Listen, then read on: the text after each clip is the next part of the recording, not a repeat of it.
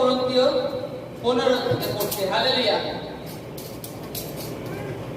6:15 তোমরা কি জানো না যে তোমাদের দেহ খ্রিস্টের অঙ্গ? তবে আমি কি খ্রিস্টের অঙ্গ লইয়া বেশ্যার অঙ্গ করিব? তাহা দূরে থাক।